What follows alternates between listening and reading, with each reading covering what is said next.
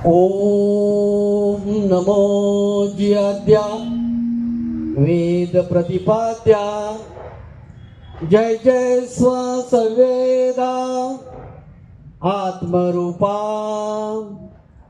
देवा तुची गणेशू सकलमती प्रकाशू म्हणे निवृत्ती दासू अवधारी जोजी अखंड मंडलाकारं व्याप्तं येनं चराचरं तत्पदं दर्शितं येन तस्मै श्री गुरुवे नमः।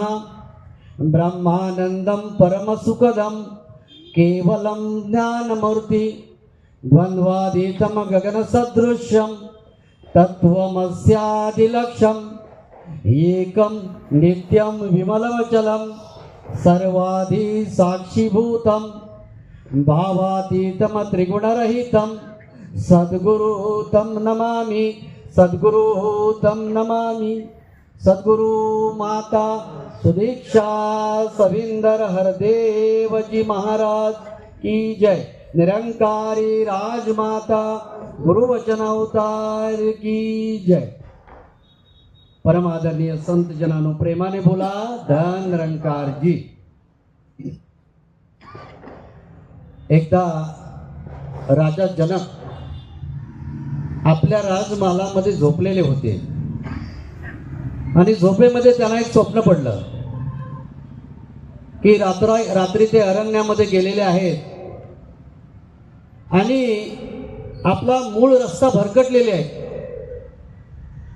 आणि अशा अवस्थेत त्यांचे जे अंगरक्षक आहे आणि त्यांची ताटातूट झालेली आहे आणि हिंस्र प्राणी त्यांच्या मागे लागलेले आहेत। वाघ अनेक प्रकारचे हिंस्र प्राणी आहेत ते त्यांच्या मागे लागलेले आहेत आणि ते अतिशय घाबरलेले आहेत, तानेने भुकेने व्याकुळ झालेले आहेत आणि अशा अवस्थेत ते अतिशय घाबरल्यामुळे जोराने ओरडू लागले, मला वाचवा मला वाचवा मला वाचवा। राजा जनक कुठे आहेत? राजमहल मध्ये। हे सगळं दृश्य कशामध्ये बघतायत? स्वप्नामध्ये। आणि स्वप्नामध्येच ओरडत उठतायत, मला कोणीतरी वाचवा मला कोणीतरी वाचवा। आता अशा अवस्थेत त्यांना जर वाचवायचं असेल तर काय करावं लागेल? त्या हिंस्र प्राण्यापासून संरक्षण करण्याकरता बंदूक घेऊन यावी लागेल का? भाला तलवार घेऊन यावी लागेल का? नाही, त्यांना फक्त जाग करण्याची गरज आहे। फक्त जाग झाल्यानंतर त्या दुःखातून त्यांची आपोआप सुटका होणार आहे। आणि बाजूला असलेला अंगरक्षक आहे त्याने तेच काम केलं। जसे जनक राजा ओरडायला लागले तसं त्याने जाग करायचं काम केलं। जाग केल्याबरोबर राजा भानावर आला, बघतो तर काय मी महालात झोपलेलो आहे, ना माझ्या पाठीमागं कुठला वाघ लागलेला, ना सिंह लागलेला, ना हत्ती लागलेला, ना मला भूक लागलेली ना मला तहान लागलेली। मग राजाला प्रश्न पडला, काही क्षणापूर्वी मी जे स्वप्नात पाहिलं ते काय? काही क्षणापूर्वी मला जे स्वप्नामध्ये दिसलं ते सत्य आहे की मी आता आहे तो सत्य आहे? मी या नगरीचा राजा आहे, पण काही क्षणापूर्वी स्वप्नामध्ये मी भिकारी होतो, मी याचक बनलो होतो, आता बघावं तर पुन्हा मी राजा आहे। मग मगाशी पाहिलेलं सत्य की आता पाहिलेलं सत्य? राजाला प्रश्न पडला। राजाला त्याचा उलगडा होईना। मग संत जनानो त्याने साधू संत महात्म्यांना प्रश्न विचारायला सुरुवात केली। काही क्षणापूर्वी मी स्वप्नामध्ये असताना भयानक दृश्य पाहिलं, मी याचक बनलो, भिकारी बनलो। स्वप्नात पाहिलेलं खरं आहे की मी आता आहे ते खरं आहे? मी भिकारी आहे की मी राजा आहे? मी कोण आहे? आणि मग संत जनानो सगळ्यांना प्रश्न विचारला, कोणी उत्तर द्यायला तयार नाही। शेवटी त्याला अष्टवक्र ऋषी मिळाले आणि अष्टवक्र ऋषीने त्याला एकच सांगितलं, राजन, तू जे मगाशी स्वप्नामध्ये पाहिलंस ते खरं नाहीये आणि आत्ता जे तू आहेस तेही खरं नाहीये. मगाशी पाहिलेलं स्वप्न छोटं होतं आणि आता बघतोय ते स्वप्न मोठं आहे. मोठ्या स्वप्नामध्ये छोटं स्वप्न पडलं होतं, पण ही दोन्हीही स्वप्नच आहेस. तू राजाही नाहीयेस आणि भिकारी नाहीयेस. तू सत्य रूपामध्ये आत्मतत्व आहेस. आणि मग राजा जनकाला अष्टवक्र ऋषींनी ते ज्ञान प्राप्त करून दिलं आणि मग राजाला समजलं जगामध्ये सत्य काय. तसं संत जनानो, या जगामध्ये सत्य काय आहे, कुणाला सत्य म्हणावं. कारण अशा बऱ्याच गोष्टी आहेत की आम्हाला सत्य असल्याचा भास होतो, पण त्या सत्य नसतात. संत निरंकारी मिशनचे महान तत्वज्ञानी हंसजी ज्यांना आम्ही म्हणतो, त्यांनी आपल्या एका लेखामध्ये लिहिले आहे, जगामध्ये 3 प्रकारची सत्य आहेत. पहिलं सत्य आहे प्रतिभासिक सत्य, ज्याला इंग्लिशमध्ये ट्रान्सपरंट रियालिटी म्हणतात, ज्यामध्ये सत्य असल्याचा भास होतो पण ते सत्य नाही. उदाहरणार्थ रात्री पडलेलं स्वप्न, स्वप्नामध्ये आम्ही करोडपती होतो, लॉटरी लागते, परंतु जागृत झाल्यानंतर स्वप्न भंग झालं की ते सत्य संपलं. आरशामध्ये पाहिलेलं स्वतःचं प्रतिबिंब, असं वाटतं की आरशातलं पाहिलेलं स्वतःचं चित्र म्हणजे सत्यच आहे, परंतु ते खरं नाही आहे. खरा व्यक्ती त्या आरशाच्या समोर असतो, आरशामध्ये नाही, परंतु आरशामध्ये दिसतो. तो केवळ भास आहे. पावसाळ्यामध्ये पडलेला इंद्रधनुष्य, आम्हाला वाटतं केवढं इंद्रधनुष्य गोल पडलेलं आहे आणि डोंगरावरती ते चिकटलेले आहे, परंतु तिथं गेल्यानंतर पुढच्या डोंगरावरती तेच चित्र दिसतं, तिथे गेल्यानंतर अजून पुढच्या डोंगरावरती तेच चित्र दिसतं. म्हणजे तो पण एक भास आहे, खरं नाही आहे. मृगजळ, जे हरणाला मृगजळ दिसतं, पुढे असल्यासारखा पाणी असल्यासारखा भास होतो, परंतु तिथं गेल्यानंतर पाणी नाही, अजून पुढे आहे असं वाटतं. क्षितिज आम्हाला टेकल्यासारखं वाटतं, डोंगरावरती आकाश टेकल्यासारखं वाटतं, परंतु तिथं गेल्यानंतर ते क्षितिज अजून पुढच्या डोंगराला टेकल्यासारखं वाटतं. सांगण्याचा भावार्थ हे सत्य आहे, परंतु हा सत्याचा भास आहे, प्रतिभासात्मक सत्य आहे, खरं नाही आहे. म्हणून याला ट्रान्सपरंट रियालिटी म्हणतात. दुसरं एक सत्य आहे व्यवहारिक सत्य, जे फक्त व्यवहारापुरतं सत्य आहे. उदाहरणार्थ कुंभाराने घडवलेलं मडकं हे सत्य नाही, त्याच्यामध्ये असणारी माती ही सत्य आहे, परंतु व्यवहार करताना मात्र आम्ही माती द्या आणि माती घ्या असं म्हणत नाही. मडकं द्या, मडकं घ्या, म्हणजे हे सत्य व्यवहारातलं सत्य आहे. दुकानामध्ये मिठाई बनवली जाते, त्याला वेगवेगळी नावं दिली जातात, परंतु वास्तविक ती नावं खरी नसतात. त्याच्यामध्ये साखर नावाची वस्तू आहे, हीच सत्य असते. तसं संत जनानो, व्यवहारापुरती सत्य जे आहे, सोन्याने घडवलेले अलंकार, चैन असू दे, मंगळसूत्र असू दे, बांगड्या असू दे, हे सोनं हे त्यातलं सत्य आहे, हे आभूषण हे त्यातलं सत्य नाही. म्हणजे हे आम्हाला समोर दिसायचं सत्यच आहे, परंतु याला व्यावहारिक सत्य म्हणतात. आणि तिसरं एक सत्य आहे ज्याला परमनंट रियालिटी म्हणतात, जे वास्तविक सत्य आहे. मगाशी वाईनजीने त्याचा उल्लेख केला. जगामधलं वास्तविक सत्य काय, कधी आम्ही त्याचा विचार केलाय? संत महात्मा त्याच गोष्टीकडे लक्ष केंद्रित करण्याचा प्रयत्न करतात की बाबांनो, जगातलं वास्तविक सत्य आहे परमात्मा, कारण त्याच्यामध्ये कोणत्याही प्रकारचा बदल होत नाही. सत्याची परिभाषा तीच आहे ज्याच्यामध्ये कोणत्याही प्रकारचा बदल होत नाही, ते सत्य आहे. आता रात्र हे सत्य आमच्या इंडियामध्ये आहे, महाराष्ट्रामध्ये आहे, कोल्हापूरमध्ये आहे. रात्र हे सत्य आहे. परंतु दुबईमध्ये गेलो तर हे सत्य नाही आहे. कदाचित तिथे सकाळ झालेली असेल. अमेरिकेमध्ये गेलो तर ते सत्य नाही आहे, कदाचित तिथे दुपार असेल. म्हणजे हे सत्य नाही, बदलणार आहे. सत्य ते आहे ज्याच्यामध्ये बदलाव होत नाही, जे कायम धायम एकसारखं आहे, आणि त्याचं नाव आहे परमात्मा. आणि म्हणून म्हटलंय ब्रह्म सत्य जगत मिथ्या. जगामध्ये एकच सत्य आहे, ते म्हणजे ब्रह्म.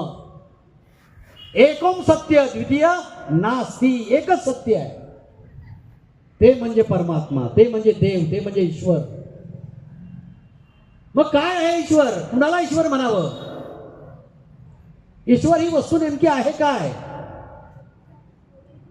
संत महात्म्याने जगामध्ये अशी एक शक्ती आहे की ज्या शक्तीच्या माध्यमातून जगातले सगळी कार्य ऑटोमॅटिकली घडतात, अप्रत्यक्षरित्या घडतात. किंबहुना ती करणारी सत्ता म्हणजे देव आहे. बघा, सकाळी 7 वाजले की सूर्य उगवतो, संध्याकाळी 7 वाजले की सूर्य मावळतो. 4 महिन्याने उन्हाळा येतो, 4 महिन्याने पावसाळा येतो, 4 महिन्याने हिवाळा येतो. रात्र दिवस कोण करतो? ऋतूची निर्मिती कोणी केली? कोणी आकाशामध्ये चंद्र सूर्य ताऱ्यानं आणलं?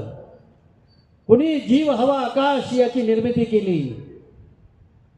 कोणी आईच्या स्तनामध्ये बाळ जन्माला यायच्या अगोदर दुधाची निर्मिती केली? कोणी केली?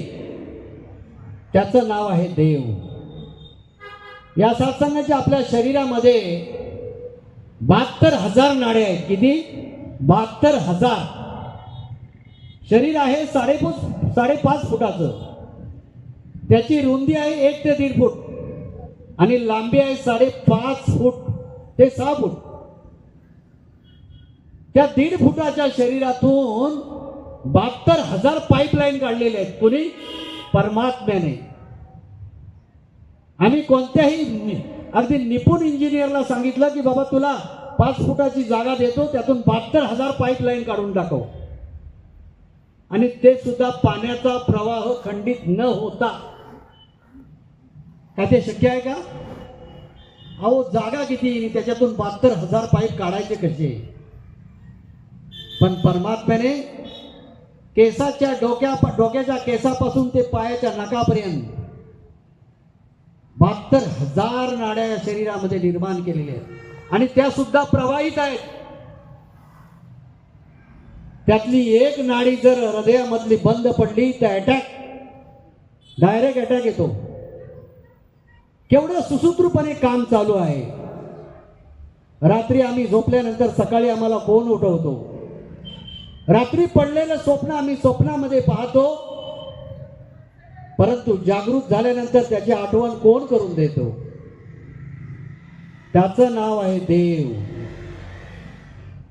आणि म्हणून महात्म्यानो, संत महात्मा त्या गोष्टीकडे लक्ष केंद्रित करण्याचा प्रयत्न करतात की या संपूर्ण ब्रह्मांडामध्ये अशी एक शक्ती आहे की ज्या शक्तीच्या अस्तित्वाने जगातील सगळी कामं, सगळे व्यवहार प्रत्यक्षपणे चालत आहेत. दिसत नाही पण चालत आहेत. आकाशामध्ये चंद्र सूर्य तारे एकामेका भोवती भ्रमण करत आहेत, परंतु कधी एकामेकावर आदळत नाहीत. त्यांना सावरून धरणारा कोण आहे? आणि त्याच्या गतीमध्ये थोडाही बदल झाला तर सत्संगाची जगाची उलथापालथ होऊ शकते. थोडा सुद्धा त्याच्या अँगलमध्ये फरक पडत नाही. मग कोण आहे सत्य? कोण आहे परमात्मा? आणि म्हणून महात्म्यानो, हे जे दिसतंय ना सगळं जगामध्ये, हे सत्य नाही, हे बनवणारा सत्य आहे. आम्ही संत जनानो या पृथ्वीवरती आता शांतपणे बसलेलो आहोत, संगत ऐकत आहोत, परंतु हे सत्य नाही आहे. आमची पृथ्वी 1760 किलोमीटर प्रति मिनिट या वेगाने भ्रमण करत आहे आणि त्याच्याबरोबर आम्ही सुद्धा फिरत आहोत. आणि ते फिरता फिरता सूर्याभोवती सुद्धा फिरत आहे. इतका स्पीड आहे तिला, तरी सुद्धा आम्हाला वाटतंय आम्ही शांतपणे बसलेलो आहोत. आम्हाला शांतपणे बसलेलं हे खरं वाटतंय, परंतु त्या पृथ्वीचा स्पीड आहे हे आम्हाला खरं वाटत, परंतु वास्तविक सत्य ते आहे. तसं जगामध्ये परमात्मा नावाची जी वस्तू आहे ती सत्य आहे, कारण त्याच्यामध्ये कोणत्याही प्रकारचा बदल होत नाही. आणि त्या परमात्म्याची जाणकारी करण्याकरताच आमच्याला मनुष्याचा जन्म मिळालेला आहे. काय आहे जगामध्ये सत्य? कधी आम्हाला प्रश्न पडलाय? या सत्संगाची आज ते आत्ममंथन करण्याची वेळ आलेली आहे की सत्य काय आहे. हे मी मानणारं शरीर म्हणजे सत्य आहे? नाही. मगाशी भगिनींनी सांगितलं की याच्यामध्ये पण बदल होतोय. बाल्य अवस्था, तरुण अवस्था, वृद्धकाळ अवस्था, काही ना काहीतरी बदल आहे. आणि म्हणून बदलणारं कधीही सत्य असू शकत नाही. जे न बदलते ते सत्य आणि त्याचं नाव आहे परमात्मा. आणि म्हणून संत जनानो, त्या परमात्म्याचा शोध घेण्याकरता मनुष्य आज कुठे कुठे फिरत आहे.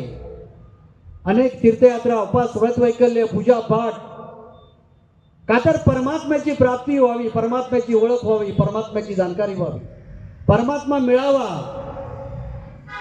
परंतु नाही, परमात्मा अजूनपर्यंत माणसाला अशा माध्यमातून मिळालेला नाही. परमात्मा शोधून कधीच सापडणार नाही, कारण शोधतात त्याला जो हरवलेला आहे. परमात्मा हरवलेला नाही, तो तो उघडा आहे, अंगसंग आहे, जवळ आहे, मागे आहे, पुढे आहे, सगळीकडे घनदाट भरलेला आहे. हा जर शोधायची वेळ आलीच तर त्याचा शोध घ्या जो त्याचं दर्शन करून देईल, त्याची ओळख करून घेईल. आणि म्हणून आज शोध घेण्याची गरज आहे अशा समर्थ सद्गुरूची, तत्ववेत्या सत्पुरुषाची, जो आम्हाला याचा बोध करून दे. आणि आज असा सद्गुरू जगाच्या पाठीवरती सद्गुरू माता सुदीक्षाजी महाराजांच्या रूपामध्ये प्रगट आहे, जो या जगातील सत्य प्रगट करून दाखवत आहे. तात्काळ त्याला वेळ नाही आहे. तुम्ही काय भक्ती केली, किती पुण्य केलं, किती पाप केलं, याचाही संत जन हिशेब घेतला जात नाही. फक्त जिज्ञासूला शरण जाण्याची आवश्यकता आहे. आणि ते काम आज संत निरंकारी भीषण करत आहे. तर या त्या देवाला जाणूया. त्या देवाला जाणण्याकरता मनुष्याचा जन्म आहे.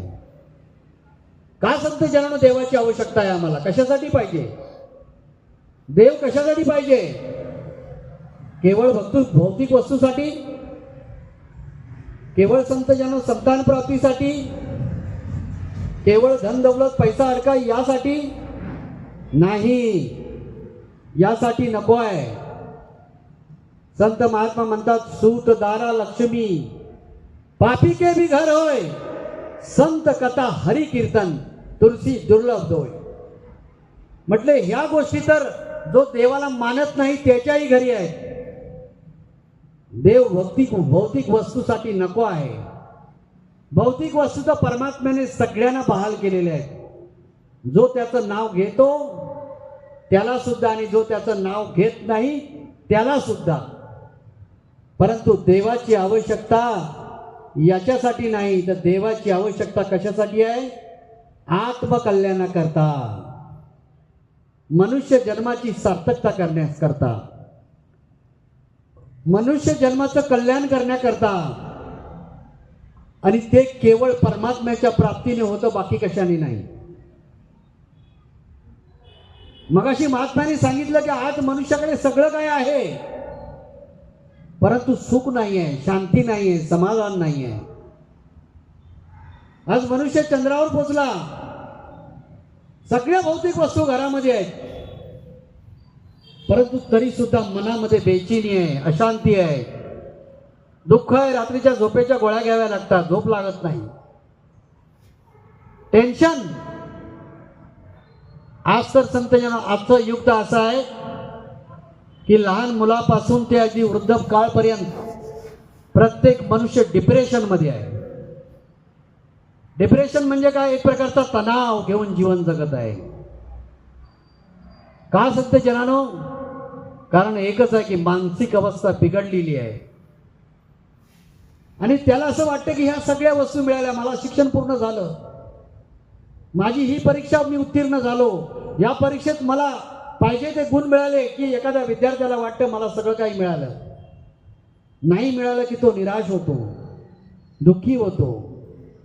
एखाद्या व्यक्तीला वाटतं मला धन दौलत पैसा अडका जमीन जागा मिळाली, मी सुखी झालो. नाही मिळालं की तो दुःखी होतो. आणि हा सिलसिला कायम चालू आहे. परंतु नाही संत जनानो, शहनशाहजी म्हणतात, आग मनाची शांत होईना, लाखो वेश बनविण्याने, शून्य होत ते हरी दरबारी जे करसी चातुर्याने. मनाला लागलेली आग आहे, ती कितीतरी आम्ही या ऑप्शन त्याला ठेवले तरी ती शांत होणार नाही. एखादा मनुष्य बेचैन आहे, तणावामध्ये आहे, दुःखामध्ये आहे, त्याला एसी मध्ये जरी नेऊन ठेवला तरी घाम फुटणार आहे. का? तर दुःख आतून आहे. बाहेरून शरीराला ठंडक मिळेल, पण मनाला ठंडक मिळणार नाही. मनाला शांती आणि सुख देणारी वस्तू एकच आहे, ती म्हणजे परमात्मा. आणि म्हणून त्या परमात्म्याची प्राप्ती पाहिजे. आजचा मनुष्य काय करतो? त्याला असं वाटतं की या भौतिक वस्तू मिळाल्या की मी सुखी होईल. परंतु महात्म्यानो, या भौतिक वस्तू मिळाल्यानंतर सुख मिळतं नाही अशातली गोष्ट नाही, परंतु क्षणिक.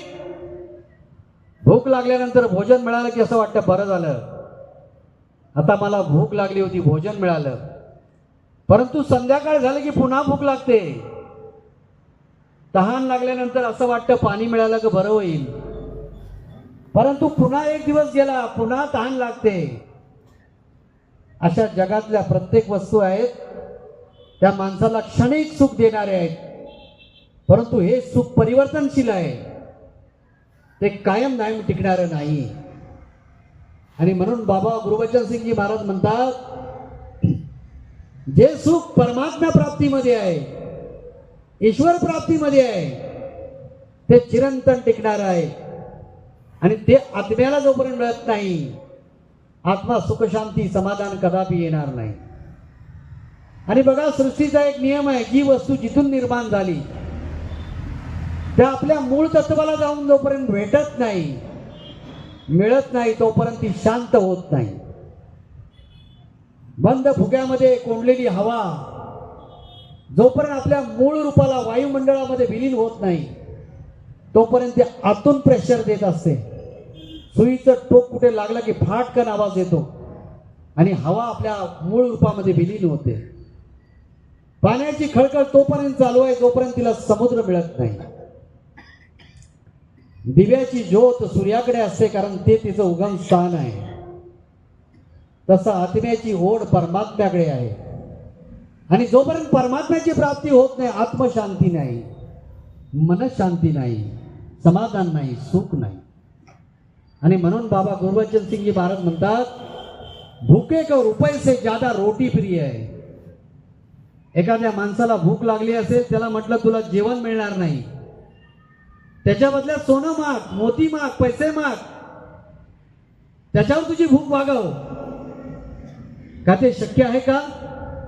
नाही. एक ताट भोजनाची किंमत काय? परंतु असल मधली भूक भोजनच भागवू शकतं. त्याच्या बदल्यात आम्ही किमतीवान ऑप्शन कितीतरी दिले तरी ते आपली भूक शमवू न शकत नाही. एखाद्याला तहान लागली असेल, त्याला म्हटलं पाणी मिळणार नाही, पाण्याच्या बदल्यात सोनं माग, मोती माग, हिरे माग, पैसे माग. सात्संगाचे एक ग्लास पाण्याची किंमत काय आणि समोर ठेवलेले ऑप्शन किती मौल्यवान. परंतु असल मधली तहान केवळ पाण्यानेच भागते, बाकी कशाने नाही. तसं संत ज्ञान, आत्म्याला लागलेली तहान परमात्म्याची आहे, आत्म्याला लागलेली ओढ परमात्म्याची आहे. आणि जोपर्यंत परमात्मा त्याला मिळत नाही, परमात्म्याची ओळख होत नाही, परमात्म्याचा कॉन्टॅक्ट होत नाही, तोपर्यंत त्याची भूक तहान भागणार नाही. आणि म्हणून महात्म्यानो, आत्मा आणि परमात्म्याचं कॉन्टॅक्ट म्हणजे भक्ती आहे.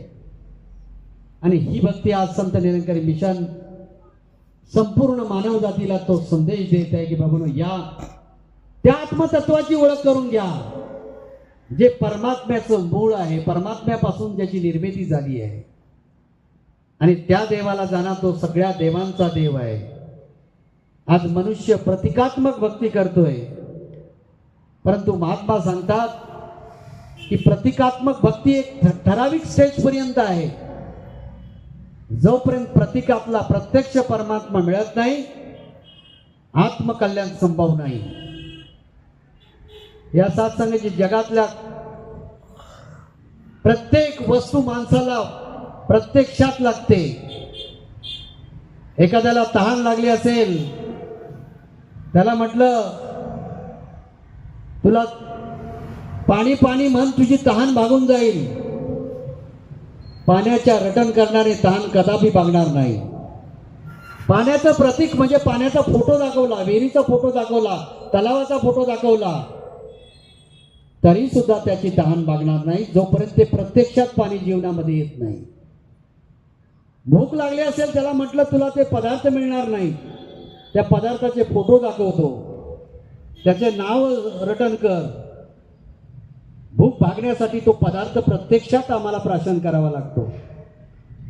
जगातले कोणतेही व्यवहार केवळ वस्तूच्या नावाने चालत नाहीत, वस्तूच्या प्रतिमेने भागत नाही, तर ती वस्तू प्रत्यक्षात लागते. परंतु भक्तीच्या बाबतीत मात्र मनुष्याचं वेगळं आहे. मनुष्य आज देवाचं नाव तर घेतोय, परंतु ती वस्तू कुठे आहे तीच त्याला माहित नाही. हाका मारी ज्याच्या नावे त्याचं गावच नाही ठावे, राग आळवितो नाना परी काय गातो हे कळेना. ती वस्तू कुठे आहे? या महात्म्यानं त्या वस्तूचा प्राप्ती करून देण्याचा संदेश आज संत निरंकारी मिशन करत आहे की या ती वस्तू आहे, परमात्मा एक वस्तू आहे आणि ती वस्तू सगळीकडे आहे. फक्त त्याला बघण्याची दृष्टी तुमची माझी चुकलेली आहे. म्हणून म्हटलंय वस्तू जवळ अंतरी, भेट नाही जन्म भरी, मूर्ती त्रिलोकी संचलिनी, दृष्टी साऱ्या विश्वाची चुकली. भाग्य आले संत जन, झाले देवाचे दर्शन, रामदासी योग आला आणि देव देही प्रकट होती. ती वस्तू जवळ आहे, आतमध्ये आहे, परंतु त्या वस्तूला प्राप्त करून देणारा भेदी जोपर्यंत जीवनामध्ये येत नाही. कबीरजी म्हणतात वस्तू कही ढूंढत कही, अरे कई विधि आवे हाथ, कबीरा तब पाइये जब भेदी लीजिए साथ. वस्तू कुठे आहे आणि शोधतोय कुठे? वस्तू समोर आहे आणि शोध कुठे कुठे चाललेला आहे. या सत्संगीचा भेद म्हणजे सद्गुरू आहे, तो भेदी म्हणजे सद्गुरू आहे. आणि म्हणून महात्मा सांगतात की ती वस्तू ओळखा, वस्तूची ओळख करून घ्या. ओळखा रे वस्तू, सांगा रे कल्पना, नका आड रान जाऊ जनी, जनी जाल कुठे बुडवाल हित, विचारी मनात आपुलिया, आपुलिया जीवे शिवाशी ओळखावे आणि आत्मसुख घ्यावे वेळोवेळा. ती वस्तू ओळखा, परंतु संत जन त्याची ओळख स्वतःहून कुणाला करता येत नाही. वाचूनही त्याची ओळख होत नाही, ऐकूनही त्याची ओळख होत नाही. तर वस्तू प्रगट करणारा पूर्ण सद्गुरू जोपर्यंत जीवनामध्ये येत नाही तोपर्यंत त्या वस्तूचा बोध होत नाही, वस्तूची ओळख होत नाही. आणि म्हणून महात्म्यानो बघा, प्रत्येक ग्रंथामध्ये, प्रत्येक पुराणामध्ये, प्रत्येक शास्त्रामध्ये त्या वस्तूचं वर्णन लिहिलेलं आहे. परंतु ते वर्णन ऐकून एखादा अंध व्यक्ती आहे आणि त्याला सांगितलं ह्या जाणाऱ्या रस्त्याचं वर्णन करून फक्त त्याला ऐकवलं, तर ते वर्णन ऐकून ती अंध व्यक्ती त्या मार्गावरून चालू शकत नाही जोपर्यंत त्याला ती दृष्टी प्राप्त होत नाही. तसं संत जनानो ग्रंथ, शास्त्र, पुराण वाचून त्यातला देव स्वतःहून आम्हाला कधीच कळणार नाही. आणि म्हणून म्हटलंय नाना शास्त्रे पठे लोगम, नाना दैवत पूजनम, परि आत्मज्ञाना विनम पार्था सर्व कर्म निरर्थकम. हे अर्जुन, नाना प्रकारची शास्त्र वाचली, नाना देवी देवतांची पूजा अर्चना जरी केली तरी आत्मज्ञान होणार नाही जोपर्यंत सद्गुरू जीवनामध्ये येत नाही द्यावं. आणि म्हणून जीवनामध्ये सद्गुरूची आवश्यकता आहे. जसं भगिनीने मगाशी सांगितलं की गणिताचं पुस्तक आहे, त्याच्यामध्ये गणिताचे स्वाध्याय असतात आणि एक गणित त्याचं एक फॉर्मॅट म्हणून सोडवून दाखवलेलं असतं, त्याची रीत सांगितलेली असते आणि त्याचं उत्तरही दिलेलं असतं. तरी सुद्धा विद्यार्थ्याला सगळं काही डोळ्यासमोर असून सुद्धा ते गणित सोडवता येत नाही. कारण का? त्या गणितातलं रहस्य समजून सांगणारा शिक्षक जोपर्यंत जीवनात येत नाही तोपर्यंत गणित समोर आहे परंतु सोडवता येत नाही. तसं संत जनानो, ग्रंथामध्ये पुराणामध्ये देवाचं वर्णन लिहिलेलं आहे, परंतु त्याचं रहस्य प्रकट करणारा सद्गुरू जोपर्यंत जीवनामध्ये येत नाही तोपर्यंत अध्यात्माचं गणित कदापि सुटणार नाही. आणि म्हणून एक शायर म्हणतो, न पूछो किताबों से खुदा की बातें, अरे ये बातें तो खुदा के प्यारों से पूछो, जबानों से बाहर बयानों से बाहर, ये इशारों की बातें इशारों से पूछो. ज्याच्याकडे इशारा आहे तोच दाखवू शकतो, बाकी कोण दाखवू शकत नाही. आणि असा इशारा म्हणजे ब्रह्मज्ञान आहे. ज्ञान म्हणजे शाब्दिक ज्ञान नव्हे. ज्ञान म्हणजे केवळ वाचन पठन याला ज्ञान म्हटलं नाही आहे. समर्थांनी म्हटलं, ऐका ज्ञानाचे लक्षण. ज्ञान म्हणजे आत्मज्ञान. पहावे आपणासी आपण, या नाव बोलीजे ज्ञान. मुख्य देवासी जाणावे, सत्य स्वरूप ओळखावे, नित्य विचारावे, या नाव बोलीजे ज्ञान. पुढे एका ठिकाणी म्हणतात, माया ब्रह्म ओळखावे, तयासी अध्यात्म म्हणावे. माया आणि ब्रह्माची ओळख म्हणजे ज्ञान आहे. आणि म्हणून म्हटलंय ना, जाणीजे परमात्मा निर्गुण, तयासीच म्हणावे ज्ञान. त्या वेगळं अज्ञान सर्व काही. मूळ परमात्म्याचं स्वरूप निर्गुण आणि निराकार आहे, त्याची ओळख म्हणजे ज्ञान आहे. संत ज्ञानेश्वर महाराज ज्ञानेश्वरी ग्रंथामध्ये म्हणतात, तरी परमात्मा एक वस्तू असे, ती दिसे दया ज्ञानास्तव, ते एके वाचून आणि भव स्वर्गाधिक ज्ञाने, ती अज्ञान जाण्याची मने निश्चय केला. हे अर्जुना, परमात्मा रूपी नावाची वस्तू आहे, ज्या दृष्टीने दिसते ती दृष्टी म्हणजे ज्ञान आहे. आणि असं ज्ञान आज संत निरंकारी मिशनच्या प्रमुख सद्गुरू माता सुदीक्षाजी महाराज जगाच्या पाठीवर घेऊन आलेले आहेत. ते कुणाची जात धर्म संप्रदाय, कुणाची चालीरीती परंपरा संस्कृती याच्यामध्ये काहीही बदल करत नाहीत. फक्त एक दृष्टी देऊन दृष्टिकोन बदलत आहेत की या त्या मूळ परमात्म्याची जाणकारी करून घ्या. तो देव तुमचा माझा सगळ्यांचा आहे. त्याला कोणी राम म्हणत असेल, कोणी श्याम, कोणी विठ्ठल, कोणी अल्लाह, कोणी वाहेगुरी, कोणी गॉड, अनेक नावाने त्याला उच्चारत असेल, परंतु अनेक नावं जरी असली तरी वस्तू मात्र एक आहे. आणि ती वस्तू ज्या वेळेला दर्शन होतं तेव्हा नामातला भेद संपून जातो. आणि म्हणून अशा सत्याची जाणकारी करून देणारं ज्ञान एक व्यासपीठ संत निरंकारी मिशन आहे. या त्या सत्याला जाणा, सत्य जीवनामध्ये धारण करा आणि मग या संत जन आत्म्याचं कल्याण होणार आहे, अन्यथा होणार नाही. आणि म्हणून हा संदेश, हा संत निरंकारी मिशनचा हा जो सत्संग आहे, त्या सत्संगामध्ये हाच एक संदेश दिला जातोय की बाबांनो, ज्या देवाची आम्ही पूजा अर्चना करतो, ज्याच्यासाठी उपास व्रत वैकल्य करतो, अनेक तीर्थयात्रा करतो, ज्याचं नाव घेतो, तो देवाचं मूळ रूप निर्गुण आणि निराकार आहे. आणि त्याची ओळख या मनुष्य जन्मात होऊ शकते, ते शक्य आहे. मागील संतांनी त्या देवाचं ज्ञान घेतलं आणि मग आवाज दिला. आजही तो आवाज हे महात्मा या ठिकाणी देत आहेत. तुम्ही जर जिज्ञासा व्यक्त कराल तर जरूर ती प्राप्ती करून दिली जाईल. जसं म्हटलंय की मागोगे तो मिलेगा, आणि खटखटाओगे तो खुलेगा. फक्त गरज आहे अशा तत्ववेत्या सत्पुरुषाला शरण जाणं. गीतेमध्ये म्हटलंय ततविधी प्रणिपातेन परिप्रश्न सेवया उपदेक्षन्ति ते ज्ञान ज्ञानीन तत्वदर्शना. अर्जुना, ते ज्ञान जर तुला प्राप्त करायचं असेल तर तत्ववेत्या सत्पुरुषाला एक श्रद्धेचा नमस्कार कर आणि प्रश्न विचार.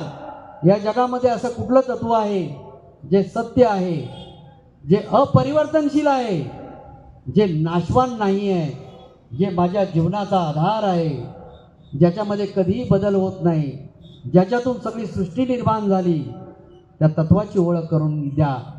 सत्संगजी ती प्राप्ती या ठिकाणी करून दिली जाते. आणि म्हणून या कार्यक्रमाचं आयोजन, प्रयोजन आणि नियोजन आहे.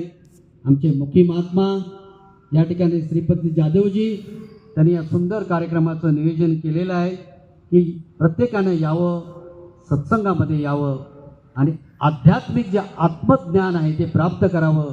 मी म्हणजे शरीर नाही, मी एक आत्मा आहे ही ओळख केवळ म्हणण्यापुरती नसावी, तर ती जाणून घ्यावी. मी कोण आहे, मी आलो कुठून आणि मला जायचं आहे कुठे. या 3 प्रश्नामध्ये आध्यात्मिक ज्ञान जडलेलं आहे आणि मुक्तीचं रहस्य दडलेलं आहे. मोक्षमूलम गुरुर कृपा. त्या मोक्षाचं मूळ आहे सद्गुरूची कृपा. तर तोच भाव या ठिकाणी ठेवण्याचा प्रयास जास्त केलेला आहे. आपण सगळे जाणकार आहात, वाचक आहात, भक्त आहात. जर तुम्हाला हे ज्ञान प्राप्त झालं असेल तर मुबारक आहे, आणि जर नसेल प्राप्त झालं तर आजही या ठिकाणी ते ज्ञान उपलब्ध होऊ शकतं. तुम्ही धर्म, शास्त्र, ग्रंथ सगळे पडताळणी करून ते सत्य आहे की नाही हे कसोटीला लावून घ्या. जर सत्य असेल तर जीवनात धारण करा, आपल्या जीवनाचं कल्याण करा. बोलण्याच्या ओघामध्ये एखादं कटुवचन गेलं असेल, कुणाचं अंतःस्करण दुखावलं असेल, उदार अंतकरणाने क्षमा करा. संत जनानो प्रेमाने बोला.